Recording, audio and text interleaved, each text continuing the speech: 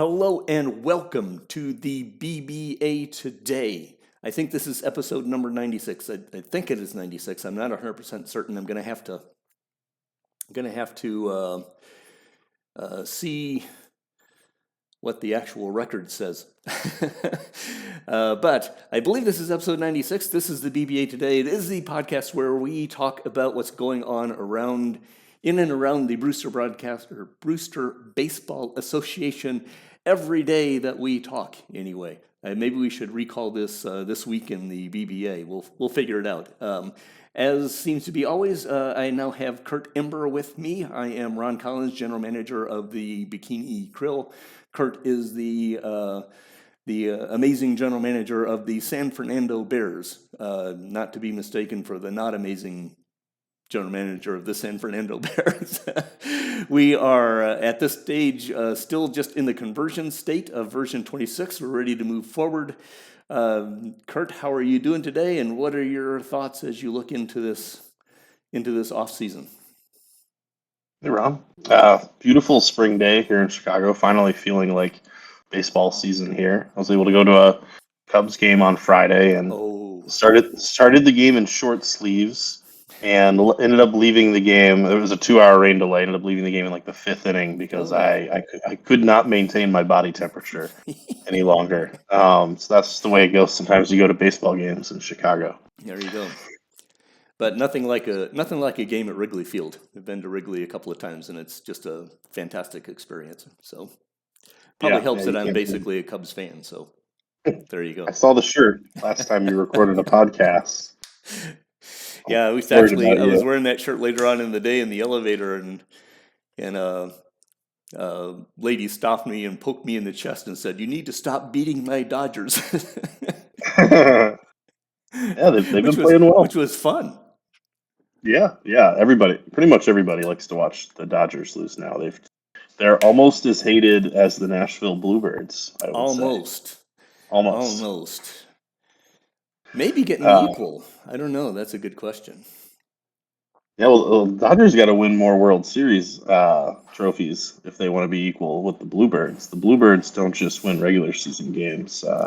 They're winning championships as well. That's true. As we saw last week now, it's been about a week in real life since the sim, but the season wrapped up. The Bluebirds beat the Charlotte Flyers in 6 games, and we've now converted, like you said, into OOTP 26, and I think everybody's starting to get antsy now, excited to get the new schedule. But thank you to Kamish for all the hard work that went into transitioning the file into the new game and putting up with some of the comments in Discord of people going rogue and not following his instructions. But we won't talk about those people. We won't talk about any of those people. Not you. No, I would never. I tried to figure it out, and whatever works, I guess. Yeah. Well, the thing is, I mean, I'm certain that the game will fundamentally work no matter pretty much what you do there. But as Matt says, if you don't do it according to the process, then you miss some of the settings. And I do believe in the early days, if you didn't do it according to the process, it might crash some things on Matt's side. Now it just makes him unhappy rather than crashing anything. But and I try not to make Matt unhappy most of the time. It should be all of our goal. Yeah. Well, sometimes you gotta ping the commish just because he wins most of the time anyway. So that's true. We won't feel too bad for him. So, what are your thoughts on 26? And there's some new rules that ran through. What are your what things are you anticipating, looking forward? Well, I mean there was a few things. I mean, it's got a new skin to it. It looks a little different. I guess it looks better. I don't know. Some other people seem a little more concerned with that than I am. It's basically the same game, which I think we all know. But a few changes. I haven't spent too much time with like the development risk or the potential velocity ratings that you can now see. I think that's just something that's probably going to mean more over time, but it's tough to glean a ton from that, especially like the developmental risk thing. I mean, it's mostly just matched up with what I expected, and I think as we see draft classes come in and get more time with it, it'll feel pretty natural. But I think a lot of people were doing that in their head already.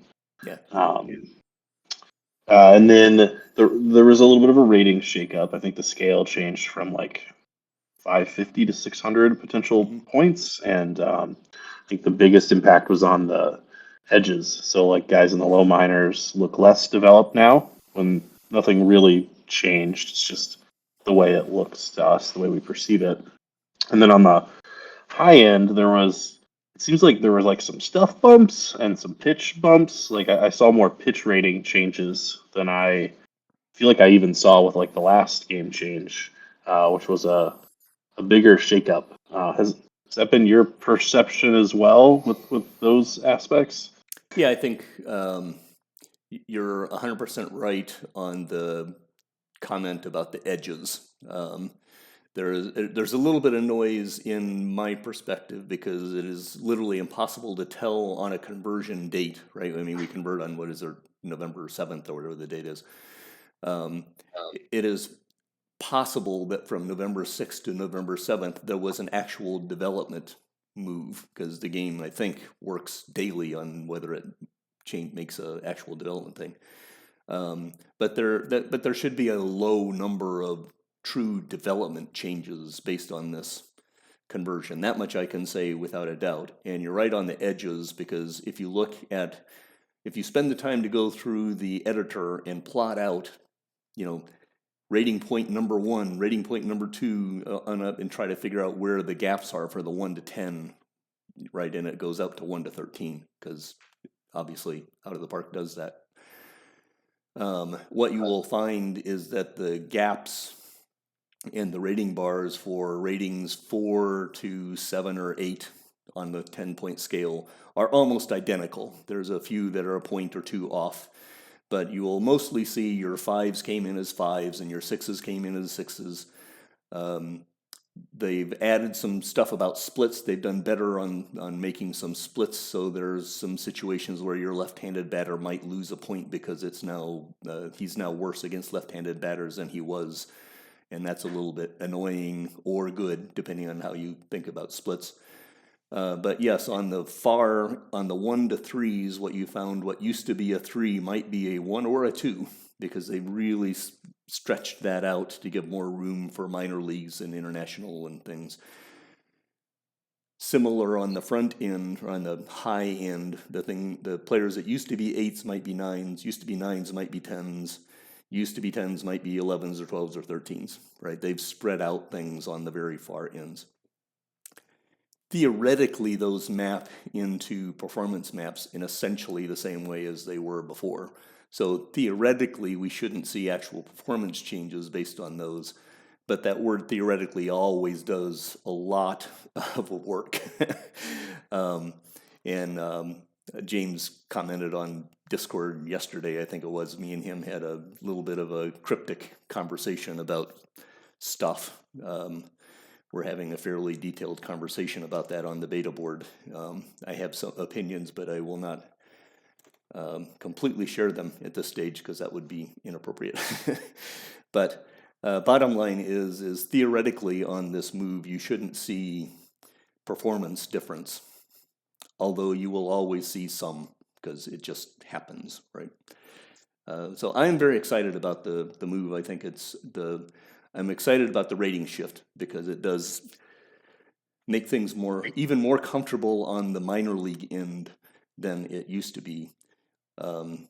We'll see some oddities and that's one reason I went through and I did the starting pitcher, relief pitcher stuff, interesting table of the day is because I was looking at stuff on the top end, right? We see a lot of, Alan commented on it last year during development, and that was one of my comments too.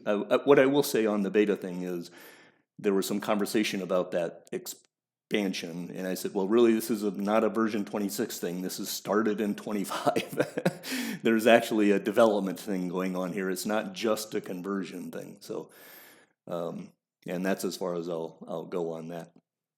But I'm excited. I think it will be a more comfortable situation. I think we may actually see some, it may be a little bit easier to look at development on the minor league side and actually get some better perspectives of things there. I'm wondering whether Matt will enact, there's a new rating scale called the red scale or something like that, where it actually splits out, one ratings. If you see a lot of our minor leaguers and international leaguers are now rated 1 out of whatever. If we turn on the red ratings, it will actually differentiate those ones, and you'll see how far up or down the scale they are on the 1 rating, which is a very wide band. So that would be kind of interesting or controversial, simply because it's new.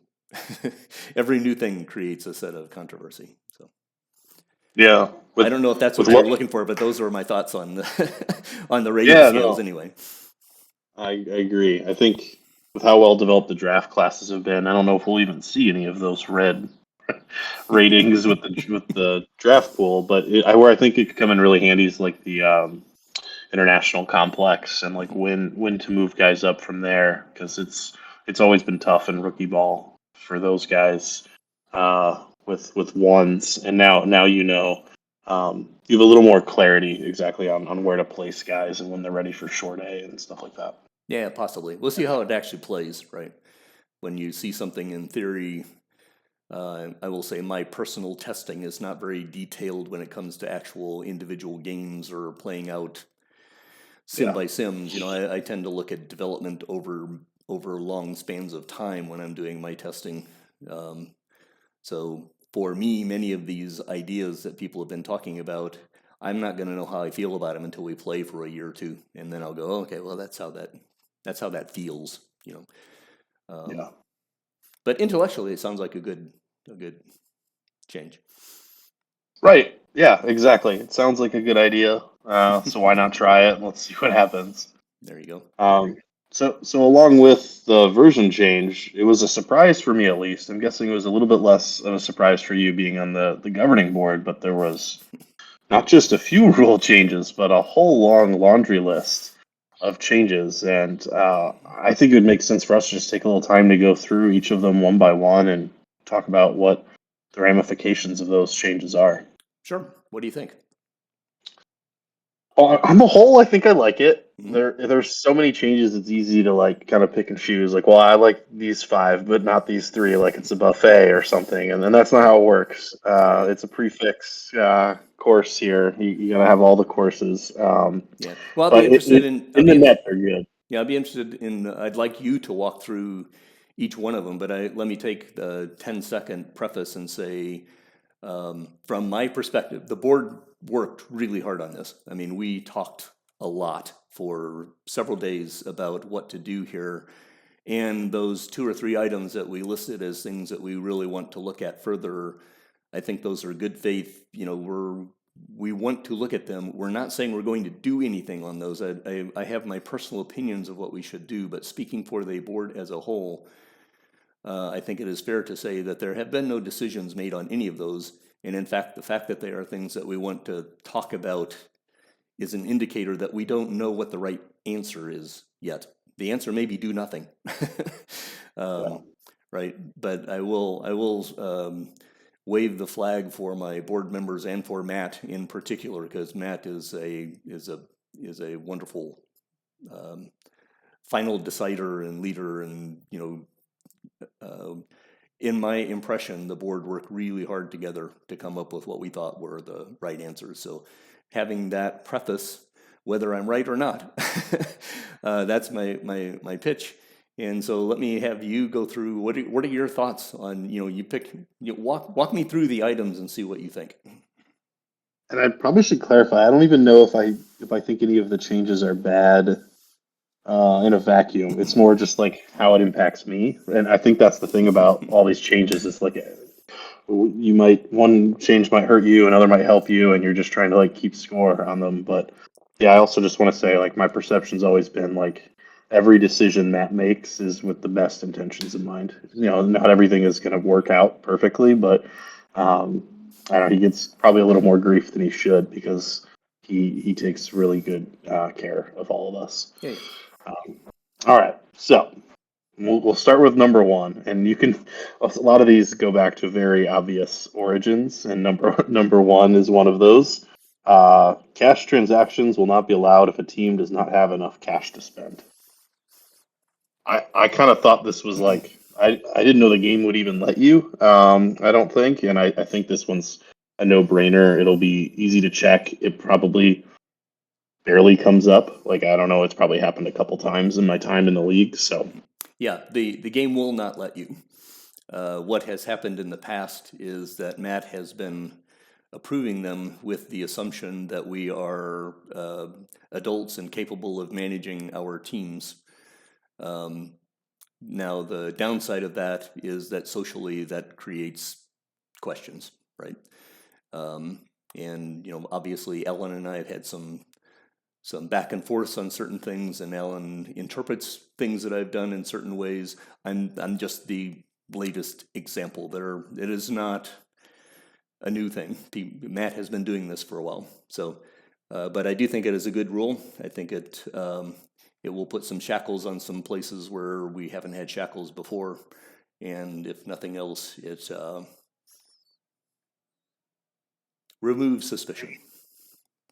and it only impacts cash specifically, right? So it's not like you can't make a trade now because it says you're going over your budget if you have other moves you're going to make to get you back under, et cetera, right? It's just sending cash in Well, a this trade. one is just specifically for cash, but the game will continue to. The game has gotten much better over the past several cycles of managing those kinds of things. The game will generally not allow you to trade, make a trade that will put you over various limits.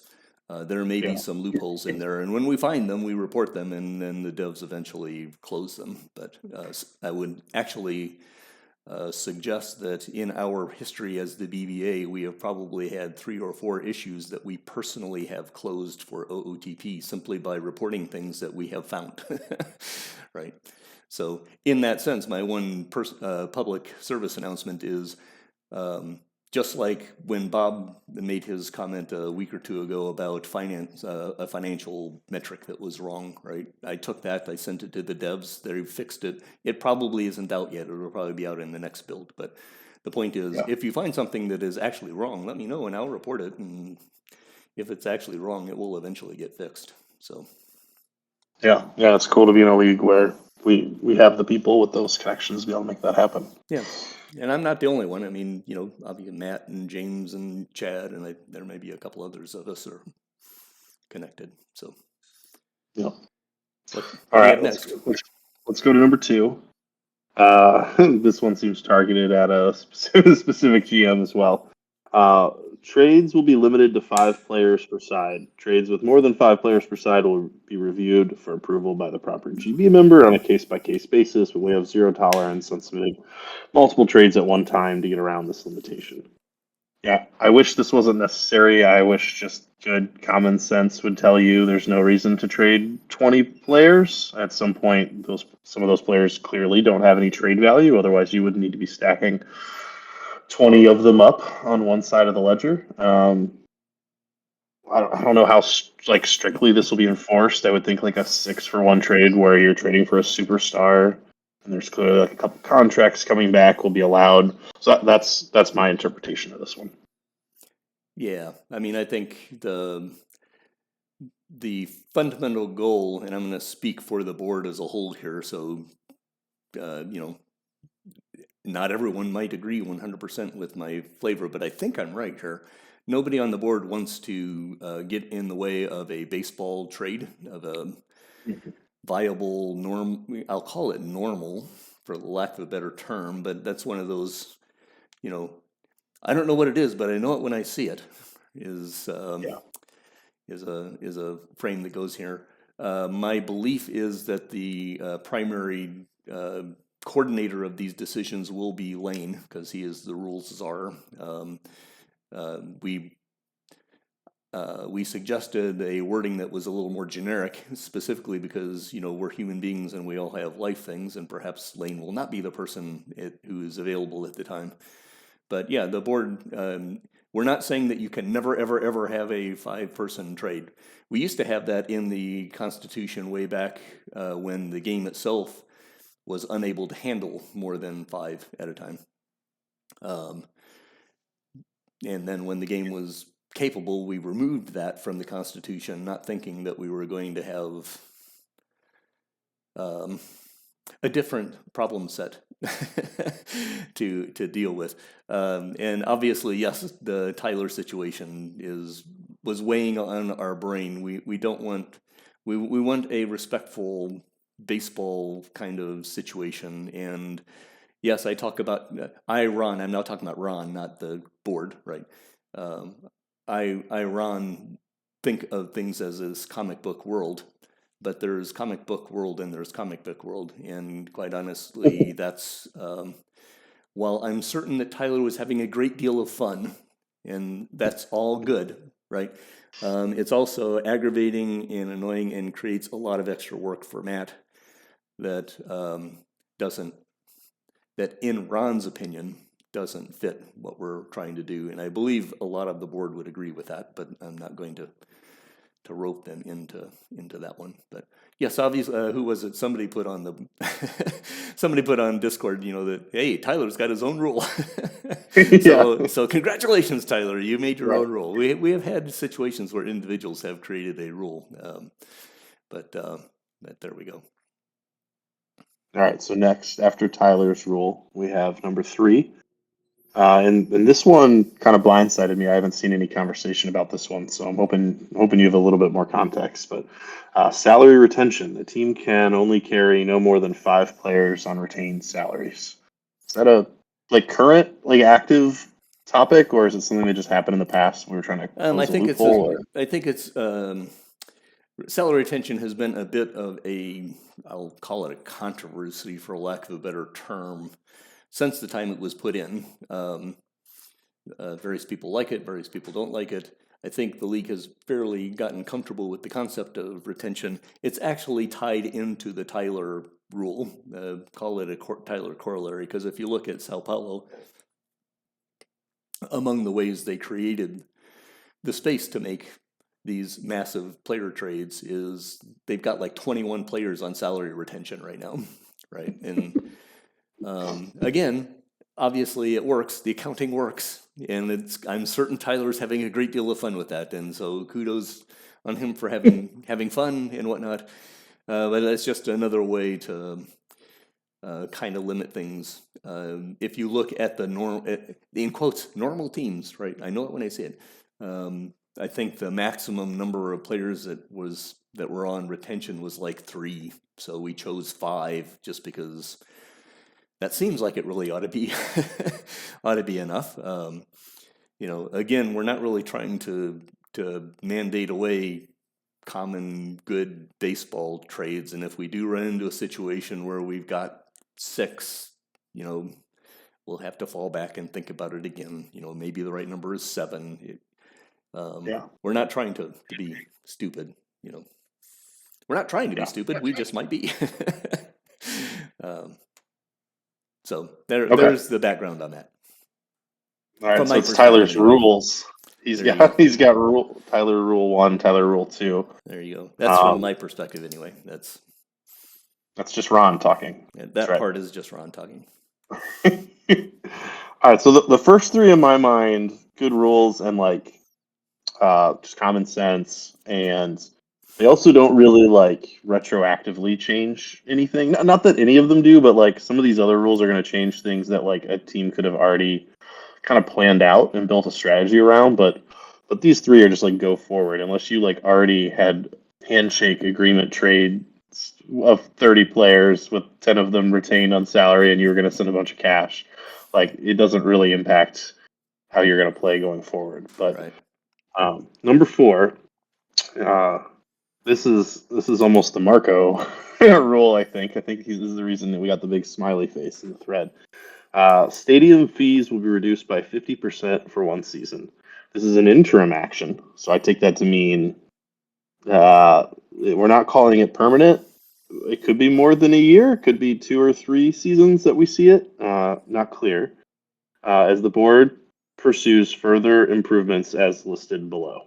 So related to rules that follow, but I think we can still pause and discuss it. So my first thought on this is there's winners and losers to this rule, because if you just built a stadium, this doesn't help you at all. If you, and I'm a winner in this. My stadium is going to go on, I think, like 30 years old, or whenever it jumps up to like 5 million. I think in like a year or two, I'll hit that point. So I'm going to save more from this than most other teams will. Am I interpreting all of that correctly? I don't think you're interpreting it incorrectly as far as that Okay. goes. I mean, Fair, yeah. anytime we make some kind of rule change associated with the financial structure of the league, it's always going to have some disparity in its application, right? I mean, our teams are fundamentally in different places financially across the board. And so anytime you make a single structural change, you know, some teams are going to feel better and other teams are going to be, I'll call it, harmed or helped less. Some teams will be helped more, some teams will be helped less. Right. And this is actually a helped one, right? Because, there's actually quite a bit of conversation about this one and several others. I'm sure we'll talk about. They all several things roll together when it comes into the finances, right?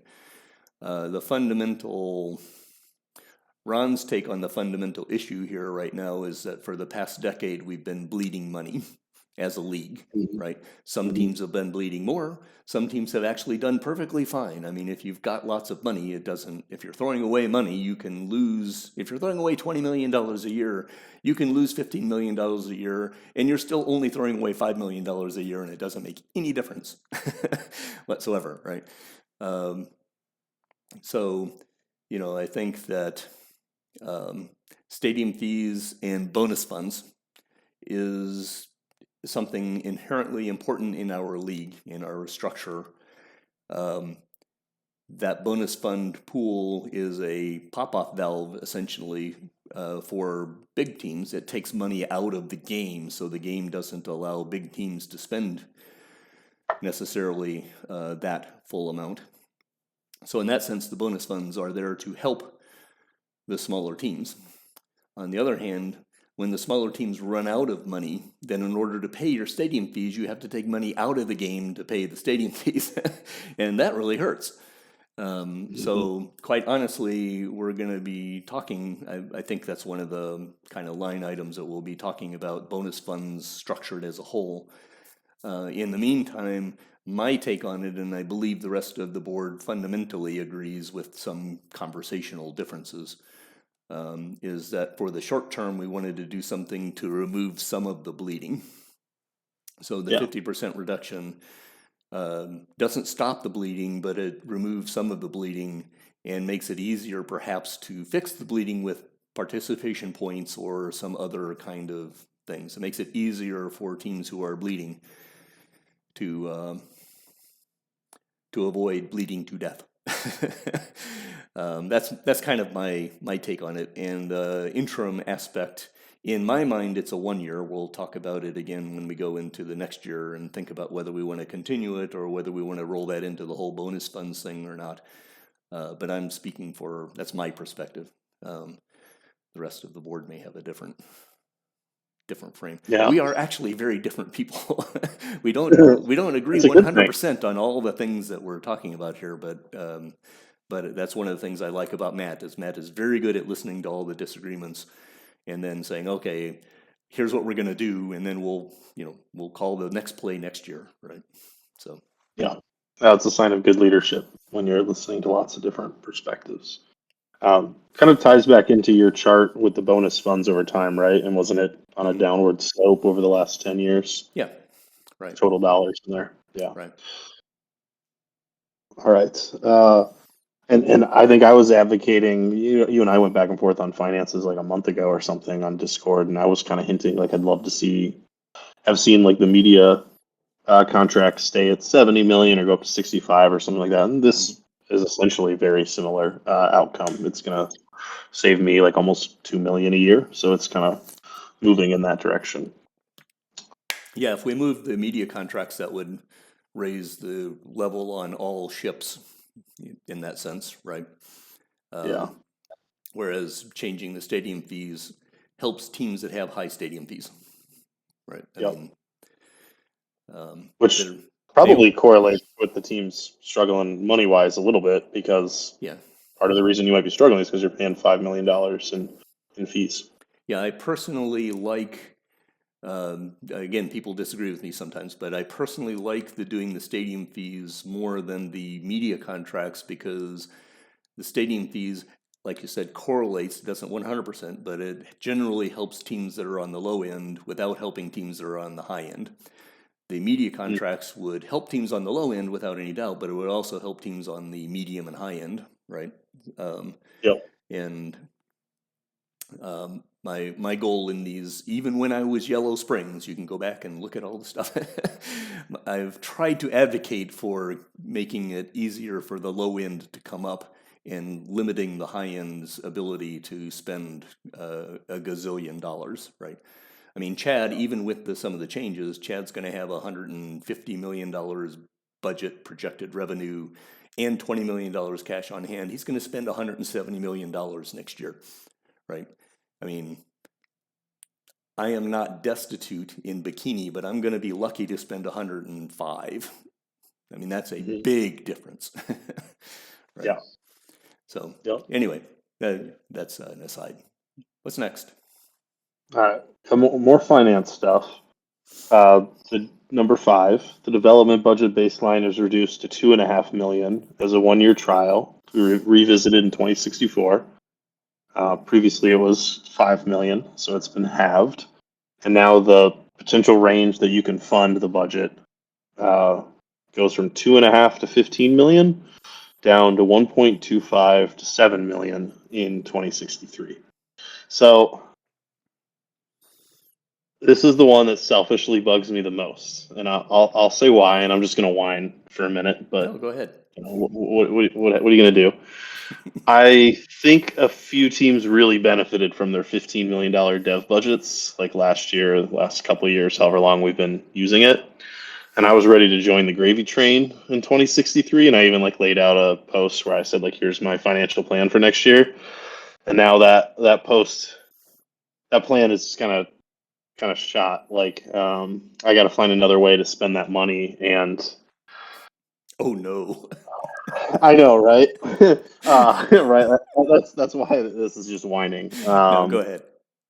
But that it's kind of like this stadium thing, and that I do think there'll be like some winners and losers, and always happens, like you said. Everyone's in a different position when rules changes occur. But I'll have to react and do something different. But I think the teams that took advantage of it, like, I mean, good for them. They identified it, and I think it made a difference. I don't know. I can't. Development's so complicated. I don't know. But I just was looking at the top of like Bob's farm system rankings, and it seemed like there were some $15 million dev budget folks at the top, and they're also really good GMs. So I don't know. Like, I don't know how much you think that made a difference versus just your coaching and who you had in there, but that's what I'm thinking. Well, I mean, the development budget is I'm of many multiple uncertainties on the development budget. First off, it was, I think, like almost everybody else, it was a little bit of a surprise to me that the development budget was plugged in at the Hmm. beginning, right? What, 3 years ago, or we've had the development budget for only 3 or 4 years. I think it's 3, yeah. And at the time when it was first put in, I was not certain it did anything. Quite honestly, I'd never really looked at the development budget. It's been in the game for a long time, but we never used it. Um, so yeah, that first year I was trying to figure out what the development budget actually did, and in that process, the first year I screwed up my numbers, so I couldn't actually make any firm statements. They were all just gut feels, and I felt like at that stage, I think I was using like a $7 or $10 million budget, right, out of the 15 max that you could get to. I felt like it was making some kind of a difference, but I couldn't really tell. Was it potentials? Was it ratings development? Was it, what was it bumps versus lumps versus, whatever's. That second year, then, I actually picked up some numbers, and I'm relatively positive that there is a value in the development budget. And I'm relatively positive that that value is that it increases the likelihood of players growing their current ratings up toward potentials. I am not as positive that it influences potential bumps and lumps and so forth. And the numbers that I have don't say that that is true. And when I look at the development budget, there's a development budget, there's your coaches, there's the players and their intangibles, there's playing time, there's all sorts of things that go into it. I think that the development budget just rolls into all the rest, right? I don't think it's like a one thing, one size fits all. Max your development budget and all things go fantastic, right? Yeah. I'm willing to bet if I look through the list of, and I intend to do that this year if I get some time, to do essentially the same kind of things I did last year, that there are teams that maxed their development budget but did not see massive rises, right? I tend to think, I'm just postulating here, I have gotten a pretty good chunk of development potential bumps. I tend to think those are more a relationship between my players, intangibles, and the coaches that I'm doing. I am now on like year 4 of a vision quest on making my coaching staff as strong as I can make it. In years back, I didn't really believe coaching made that much difference. I'm now essentially kind of testing it myself. And I'm coming to the conclusion that I think coaching staffs make a difference, but it's really hard to turn the ship on your entire coaching staff from year to year. You have to do it I had to do it over a long cycle. The last thing that I will say that I'm thinking about on the development budget, and ask me, call me on my bullshit. The change from the baseline of 5 million to the baseline of 2.5 million, which reduces the cost or increases the cost. I don't know that will change the impact of the development budget, right? If you spent to 15, you're maxed. If you're spent to 7 last year, if you're spent to 7.5, you're maxed.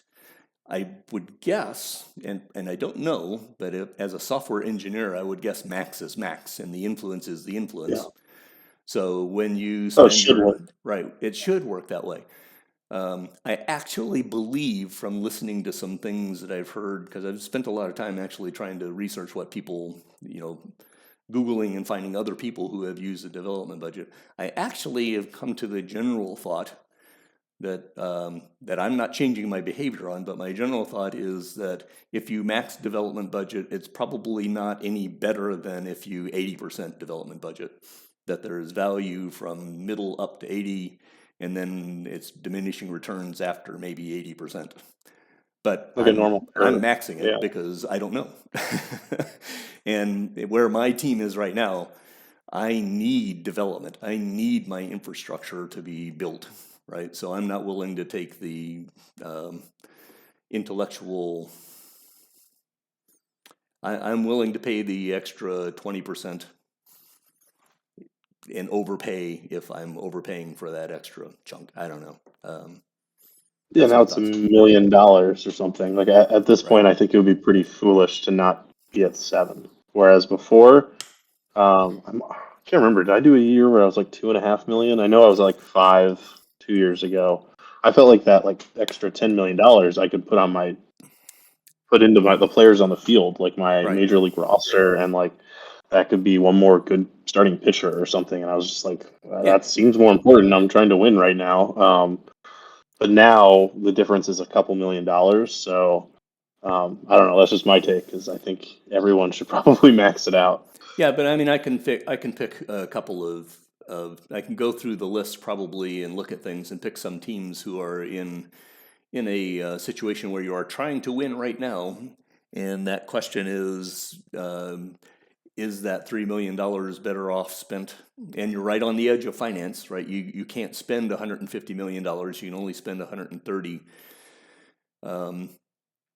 Is that extra? You're going to spend money on draft picks because players are important, right? You're going to spend money on your staff because your coaches are important. Is that extra $3 or $4 million worth losing a starting pitcher over when you are Yep. literally right on the edge of true competition, right? I mean, I don't think it changes that game theory too much. It changes it a little bit, but True. There would just be less cases. Um, yeah, 3 million is not gonna make as big a difference as right. 10. And the dev budget is something we'll look at. I mean, Yeah. Again, to me, it's a brand new. It is a intellectually challenging thing because I'm still trying to figure out what I think about it. It's too early. It did not strike me as something we were going to do. So when it came about, it's like, oh gosh, here is a up to $15 million chunk of change, which is not a small chunk of change, that Yep. changes the whole financial philosophy of how I look at things. I just don't know what really to make of it yet, except that I do believe it makes a difference. So Yeah. So this change is going to vary quite a bit, but like teams are going to benefit upwards of $8 million, $10 million more revenue available to them to spend. We'll try to avoid that B word, but that plus the stadium fees change.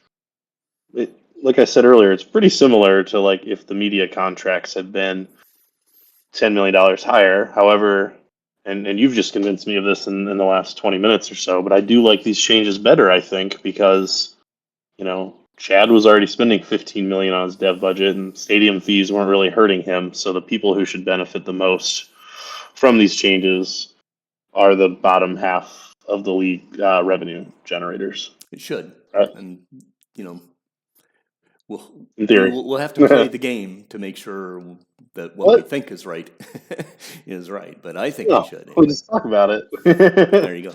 Yeah. All right. We'll keep moving on because we got more financial changes here. So Rule 6, ticket prices may not be changed in the postseason. The game already increases them. I believe the game doubles the ticket price. Like whatever price you set, you get twice as much revenue. Right.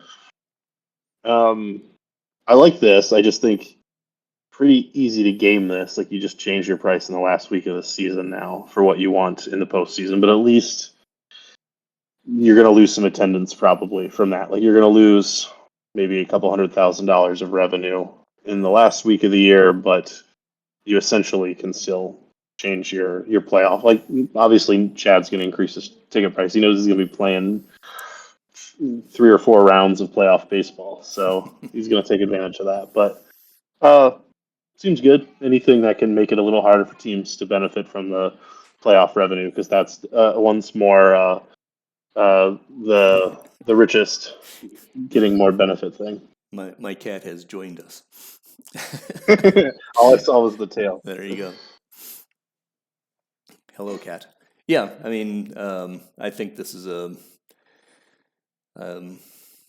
to me, this feels like this is Ron speaking. I think there are other members of the board who maybe feel a little bit differently. To me, this feels like more of a cosmetic cosmetic thing. I know, for example, I mean, first off, I don't know that everyone knows that the game doubles prices. Some people do. I think was it Nathan who actually raised his prices up to like 45 or $50 or something like that, and then lost attendance during playoff. Didn't have He wasn't selling out in the Yeah, it playoffs. wasn't selling out in the playoffs. What kind of fans they got I don't there? know if he actually made more money if he would have been selling out or not. I don't, there's a math that goes into that. I think there's a perception among some in the league that playoff revenue is a very large source of imbalance, and I can understand the gut feeling about that. I don't think that is completely the case because it's a one-time cash flow, right, before that's all said and done. But I also agree that winners should win. When you win, you make money, and the whole point of these, as I've said in my personal point of view, is I want to play in a league where a behemoth can exist, where it is possible to win all the time, but it's really hard and you have to get a little lucky, right? I also want it to be in a league where it is very possible for a good GM to pick up a team that's like Shoeless is picking up Brooklyn, who is financially broken, right? I think Ben, I read Ben's team news earlier today, and I saw his note on Discord about I just needed a change of, I needed a change. I think he augured himself into Brooklyn, and I don't know if he was ever going to get himself out, but a change gives him a different perspective to work on, right? Doug is going to come in and he doesn't have any loyalty to whatever has been going on. And so it's been really fun to watch him essentially destruct the fundamental structure of what Brooklyn is, and he's going to build it up in a different framework, right? I want to play in a league where a team can do that and be successful, right? Where doesn't require, it requires skills to get successful. And it isn't guaranteed, right? I mean, I think I'm an okay general manager. I'm doing okay in bikini. I've been to the playoffs twice. Only once did I really deserve it in my 4 or 5 years, right? When you go to the playoffs with an 80-win team, you just got lucky, right? But the game is not super simple. The finances have not worked out completely for me. If I could get over the financial hump, then perhaps I would be toward a behemoth. But the system has not been made that easy, right? I don't want it to be easy. I don't want to be able to just automatically pick up a team and make them fantastic. So, these kinds of things, you want to help smaller teams. You want to constrict bigger teams, but you don't want to make it impossible for a big team to stay big, right? And Chad is going to be fantastic. Chad is going to be running Nashville, and Nashville is going to win 90 to 100 games a year for a long time, right? Because Chad is very good at what he does. So I don't think these rules are going to stop Nashville. They're going to tear Nashville down to nothing, right? But it will, when combined with some of the things we've done in the past with the salary cap and the media change, it removes the safety factor. It adds a bit of a risk factor, right? Chad has got 3 or 4 contracts that he's got to deal with. He's going to lose some players. He's going to have to replace those players. I mean, he'll do it, but he's going to have to work at it. Yeah, blah, blah, and blah, it's like a zero-sum game, and it's a social game, and like as long as we are smart when we trade with Nashville, picking at the end of the draft, you just only can accumulate so much talent. So, I don't know. Anyways, let's move on. Yeah, definitely.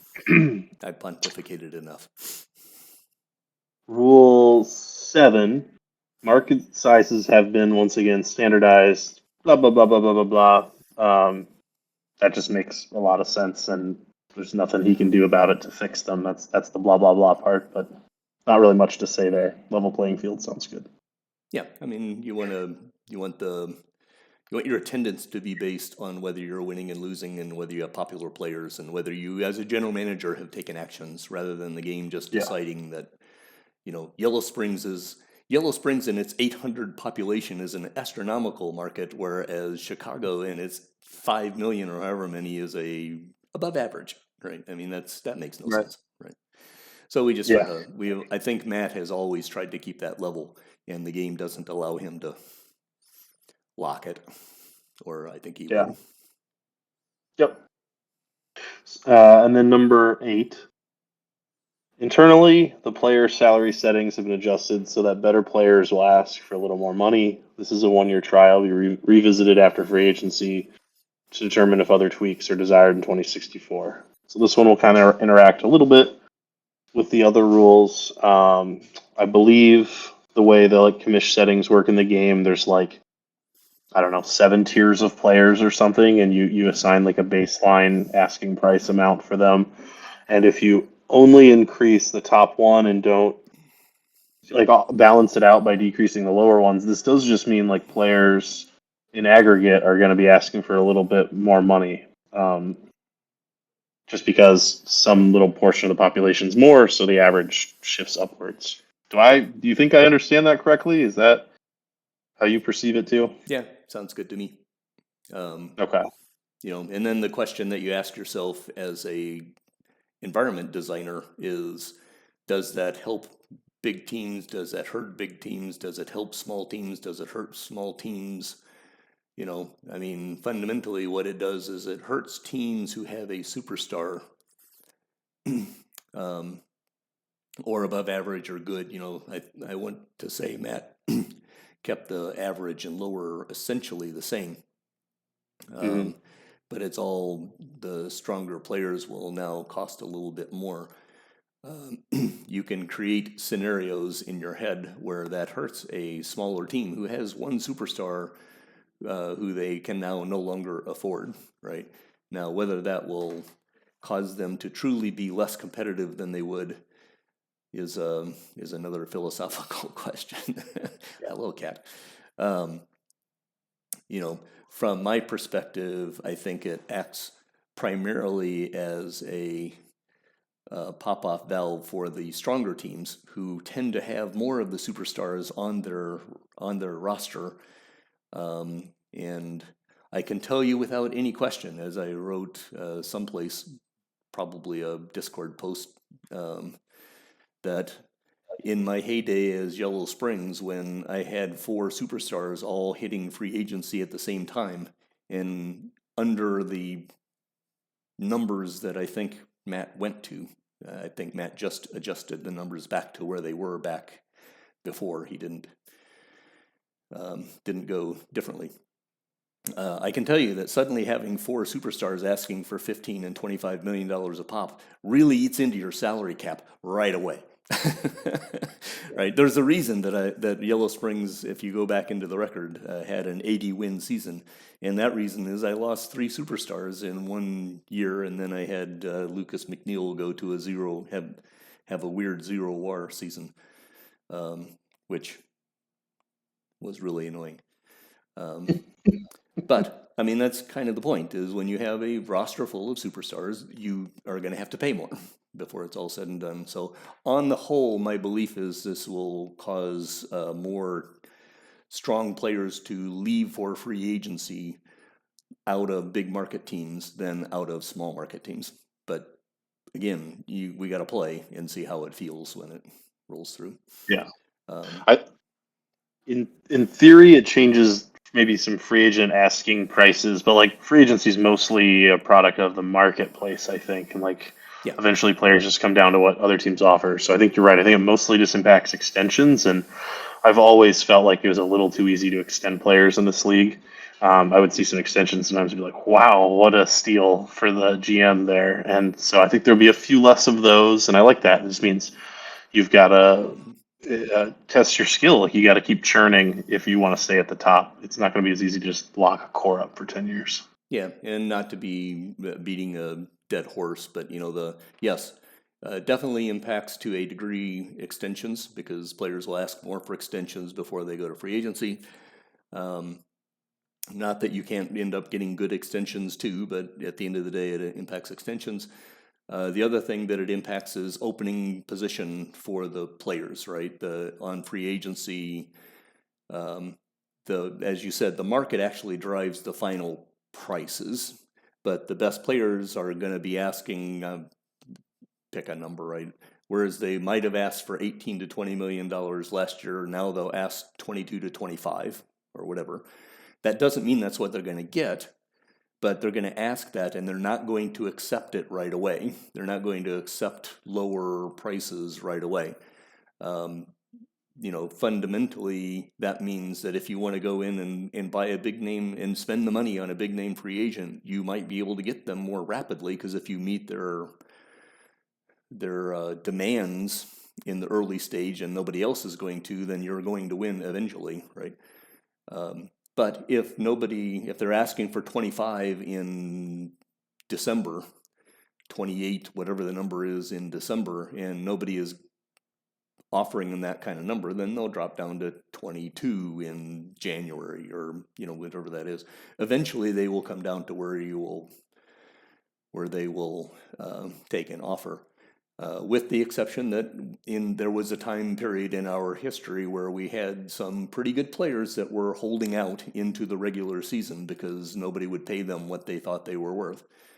As long as that doesn't go overboard, that's actually pretty not unrealistic. I mean, there are players whose careers came to the end because they said, I'm not going to play for any less than this, and Major League said, okay, you're done.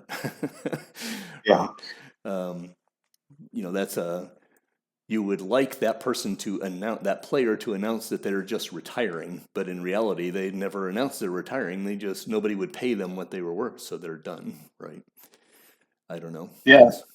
That's my. I don't know if like our aging superstars will be more likely to retire a little bit earlier, which I think would be nice too. I kind of don't love seeing all these like Hall of Famers playing in AAA like we've seen to have, but I don't know that they're top end players at that point in their career. So I don't know if don't back them. But one other thing I think will happen is if people don't change their habits, which probably won't happen immediately, I think guys might sign a sim later this offseason as free agents. Could impact comp. Could see less players eligible for comp because that has a cutoff where you have to sign by the preseason, I think. Yeah.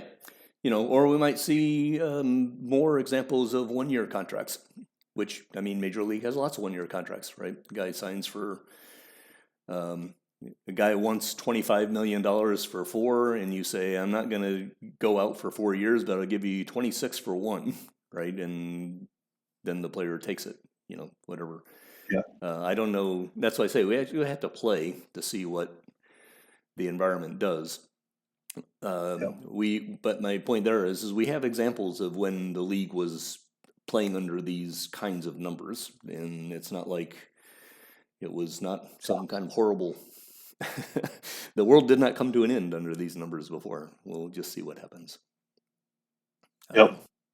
And I think the board fundamentally agreed with my point of view, but I am the one who drove that particular. I've made public my thoughts on that several times. I drove that particular change, and those are my philosophies for why I think it. If it turns out to actually crash and burn the league and blame it on me, and I'm a big boy, I can handle it. I mean, it won't. First of all, in 1 year, it just can't impact that many players. Most guys are going to be under contract, or they're going to settle the arbitration either way. So, all right. Last bit here, listed as under the heading "Further Studies." Number 1, the board's going to continue to study bonus funds and stadium fees. I think we've beaten that horse to death. But the other one is provocative, I think, for some of the GMs. Potential to limit stadium sizes. So right now, I think stadiums can be up to 65,000 seats. Mm-hmm. That sort of sets the cap on how much revenue a team can gain. And I think the minimum's 35,000. I don't think you can be less than that. So there's teams that exist along that spectrum, and obviously lowering it means teams that have paid to increase their stadium size would just kind of lose that benefit I would assume, without getting their money back. But this is just another topic that would help the teams on the bottom end of the revenue scale. So I don't really have super strong opinions one way or the other. I think we're going to wait and see how the other ones play out, but that's the potential impact it could have. Yeah, and a couple of things I'll say on stadium size. Uh, James did a lot of work, and I collated it. James and I did a lot of work. James did all the real work. I just took all of his data and collated it a couple of times in ways that told various stories. If we limit stadium size from what James has done, it will make a small impact on overall revenues and revenues for big teams, but not very large. But it isn't even a small impact is an impact, and we need to look at it. The other aspect, and you mentioned the key word there is we assume for no compensation, right? That is actually not correct. One of the things that we've talked about, there's definitely a perception that stadium size makes a big difference. And when I went into that study with James, I thought it was going to make a big difference. Turns out that the difference was very hard to see. I mean, you could see it, but it was very hard for us to see. So we need, number one, I think we need to do a little bit more work on it to make sure those numbers are actually right. But number two is it's very important, and one of the reasons why we didn't just make a change, even though the numbers say there's a little difference, is if a team has a 60,000 seat stadium right now and is going to be requested to go to 55 or a 65 to go to 55, we want to compensate that team. We don't want them to get nothing for it. So, and there were a couple of ideas that were already bandied about how we might do that. But at the end of the day, the time was, we didn't want to just make a knee-jerk reaction and say, well, let's just see this. Let's do this and see if it works. I think that's a bad idea. So at the end of the day, I am not certain we're going to do anything with stadium sizes, but number one, acknowledge that there are a large portion of the population who feel like that makes a big difference. It doesn't feel like it makes a big difference when we look at the numbers. And so my frame on it is I want to take a responsible look at whether making changes on that actually is valuable or not. I have always been an advocate of all teams building their stadium as large as they possibly can. And a part of that is in my gamey brain, my belief, which I do not know, but I believe that stadium size actually influences your attendance.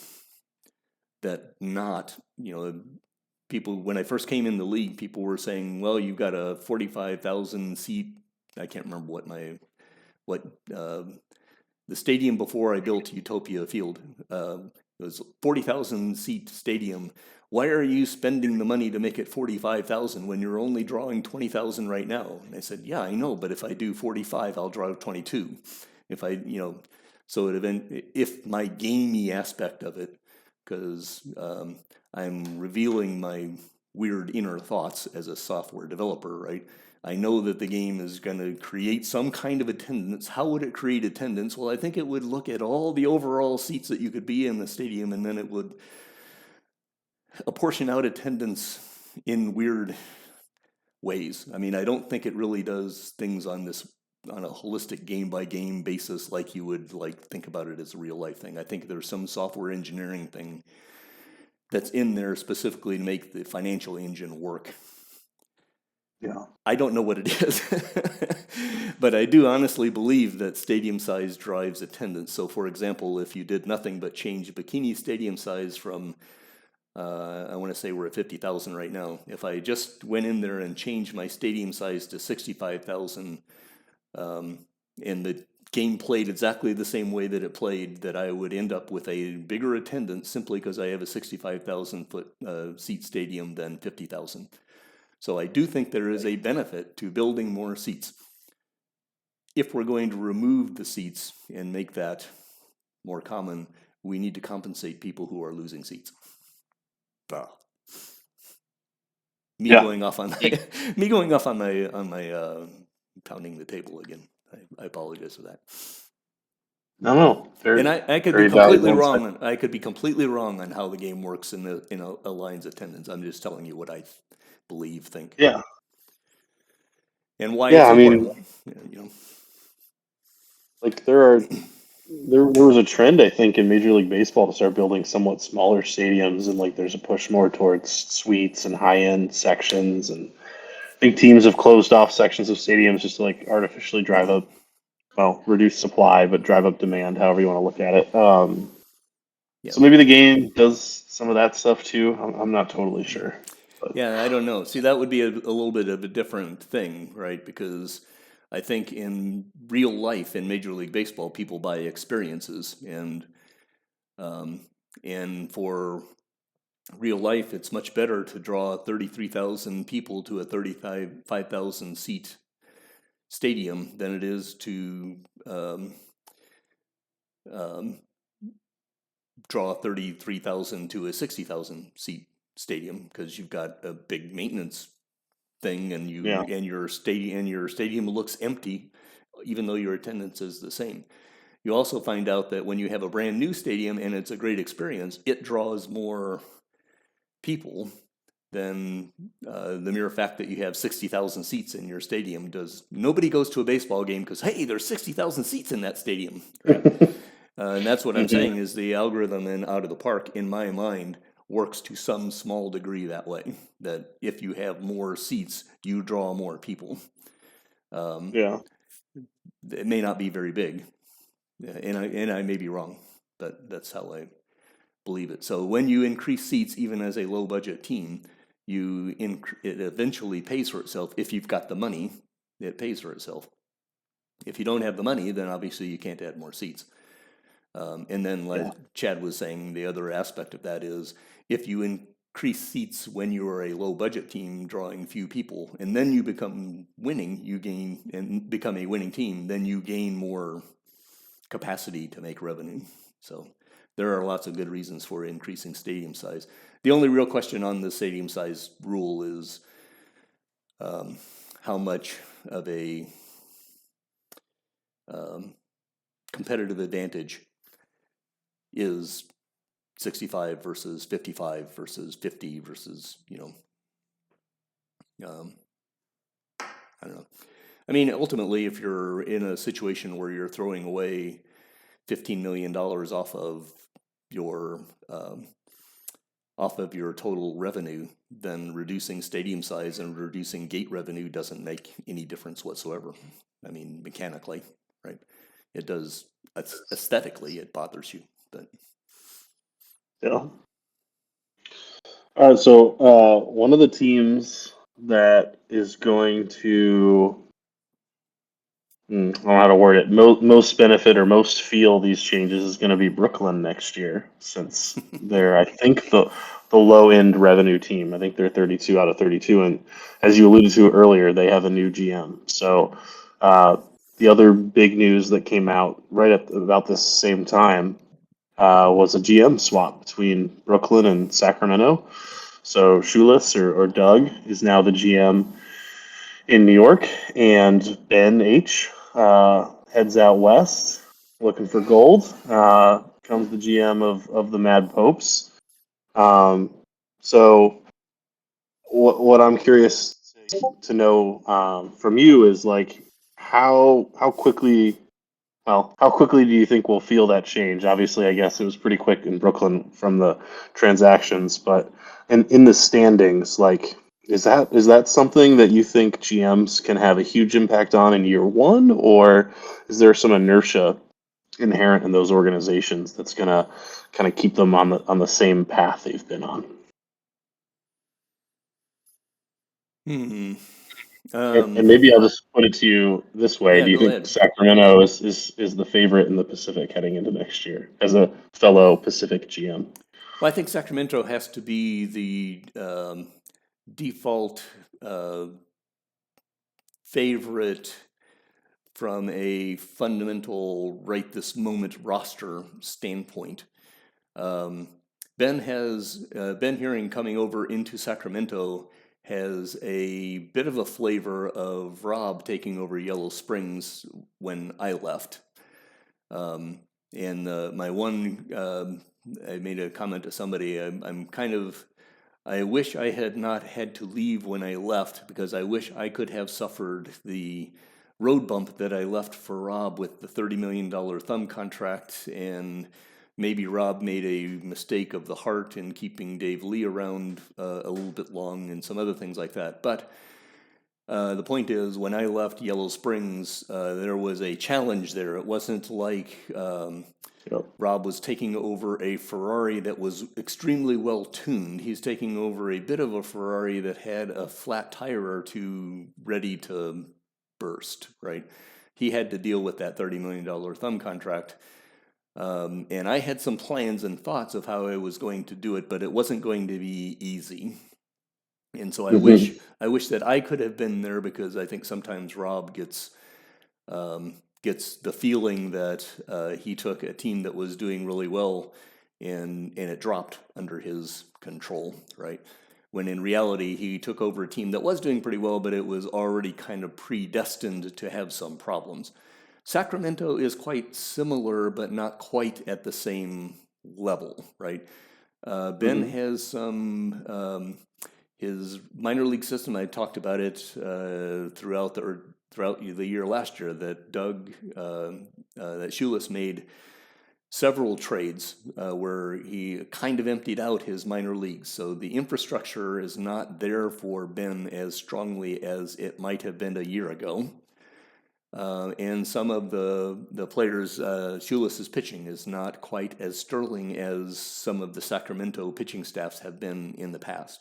So, while I think Sacramento is still the fundamental favorite for the Pacific right this minute, Ben has some problems to deal with, and there is a very strong non-zero chance that they will not win the division this year, because Hawaii is very good. They're going to get better. I believe both Vancouver and San Fernando have very strong likelihoods of being better contenders. I'd like to think, we'll see what the offseason comes with, but I've got a few problems I wasn't planning on dealing with. I would like to think Bikini will be an 85 to 90 win team again, which means if we get a little bit of luck, we could be a 90 to 95 win team. I'd like to think that. I don't know for sure.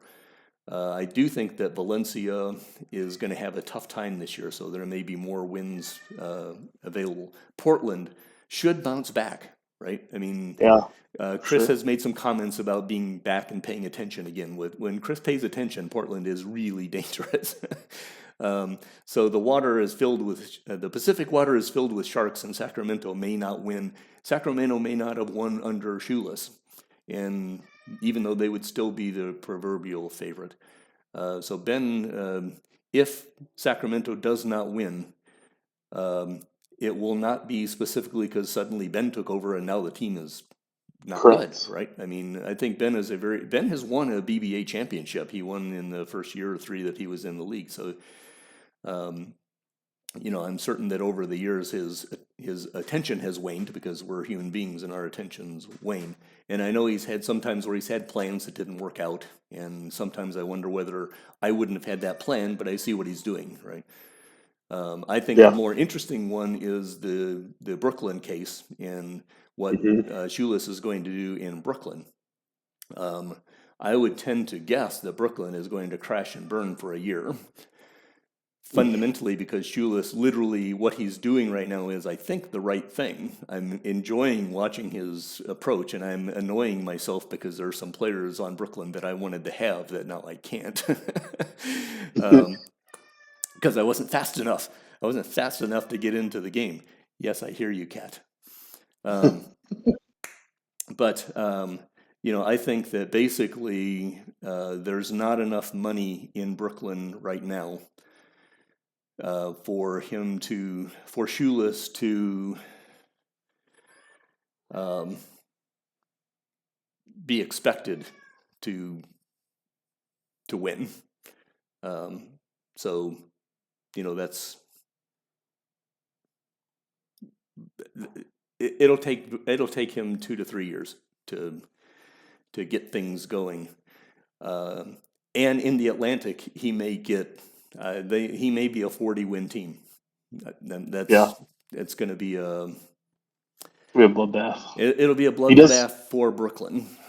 He does have some pretty good young players on minimum contracts. Like, he traded the players that made more than the minimum, but that's the one thing we can say for his roster is Ben had accumulated some pretty good players that were Right. ready to start like the assembly line. But yeah, no, I think you're right, and you just went through it pretty recently with the transition from Seattle to Bikini, and I think everybody kind of expected you to, be the overlord of the Pacific in like your third or fourth year, and I'm sure you can, now relate with what stands in front of Shoeless. Like it's going to be hard work, especially because of the competition in that division. Like Charm City, Charlotte, Montreal aren't going anywhere. Yeah, that's an interesting comparison. When I took over Seattle and moved to Bikini, um, my finances were not strong, but were not as difficult. The Seattle had not lost $30 million the year before, right? When you lose $30 million, you're and um, the overall revenue stream was not dropped down, right? I mean, I'm making numbers up here. I want to say Brooklyn's revenue stream was like 80 or 90 million, and then they're 20 million in debt, even though their owner, in quotes, saved them 11, they're still 20 million in debt. So they've only got like 60 million left that they can actually spend, if I'm remembering my numbers right. That was not my case in Seattle / Bikini, right? I was not in great shape. I was not in great shape, but the only advantage that I had was that I had a group of young players, okay young players that I could plug in. I didn't have any superstar young players, right? Shoeless has the kind of opposite situation in that his finances are in really dire straits, but he does have some really scintillating young players, so he might be able to build around them a little bit better.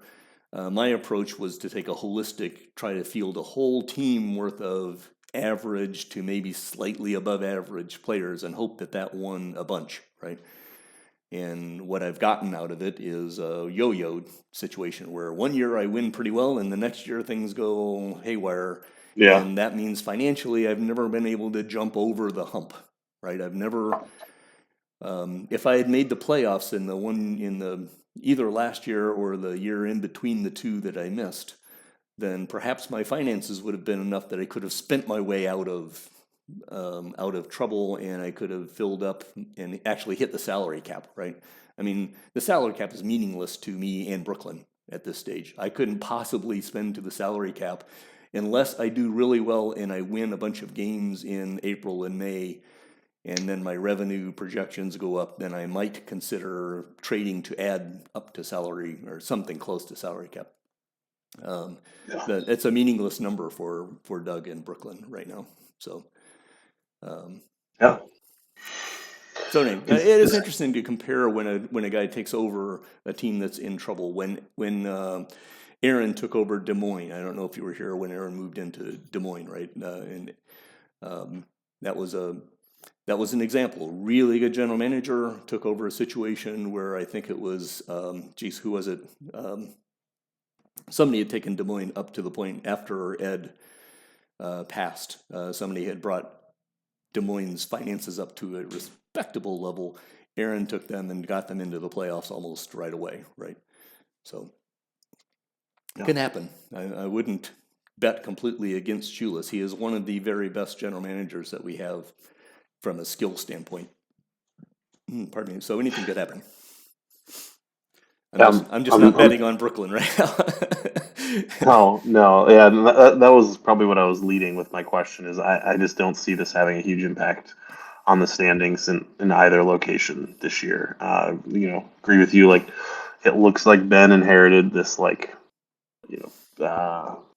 really cushy situation, but Sacramento does have some tough things to figure out. I feel kind of bad for him because he's had a hard time filling a shortstop in Brooklyn, and comes to Sacramento and their superstar shortstop's going to be a free agent.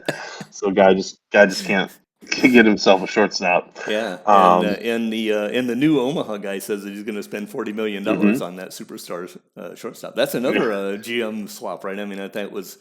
I Yeah. love it when our GMs get creative and interested in stuff, and when Justin.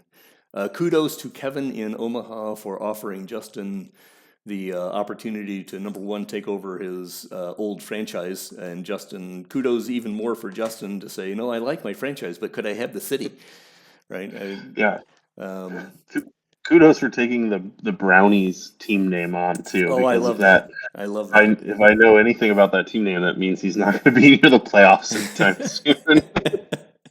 No, I love that, and the reference up to the Cleveland Browns and etc. That's it's fun to see the league, the GMs in the league having fun and doing the things that they want to do, and kudos on them for collaborating on the costs. I mean, they each wanted to do various things.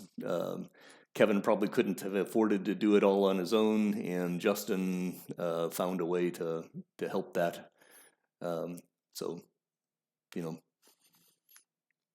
fun. Yeah. Now Just fun. there's a intrastate Ohio rivalry to go along with our North Carolina rivalry that we've cultivated in the That's last year. right. It's what is Nathan calls him the team over. What is it? Team over there or something like that. The other team over there or something. The other team, whatever. Nod to the team up north. Yep. There you Yep. go. So should be an interesting season to watch play out from all of that stuff.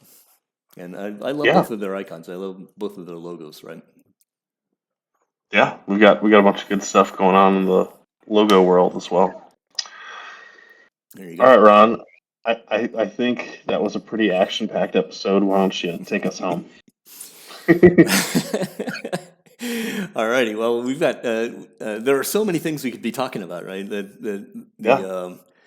One of the things that I love about this league is that there's always something going on. Maybe next time we get together, we can talk about. Well, by then we'll be into free agency, and there'll be all sorts. We didn't even touch on awards. We didn't even touch on you know.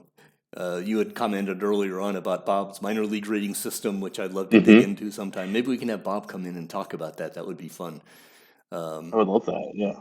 So this is a public calling. Hey, Bob, you want to come and talk about your rating system? That would be fun. But yeah, I think we've been jabbering on this for quite a long time. So we should probably say, okay, this is an episode of the BBA today. Thank you so much for your time. Thanks for interviewing me for Yeah. turning the tables a little bit. That's kind of fun. So we'll have to do this again. And again, have a fantastic day. All right. Thanks for listening.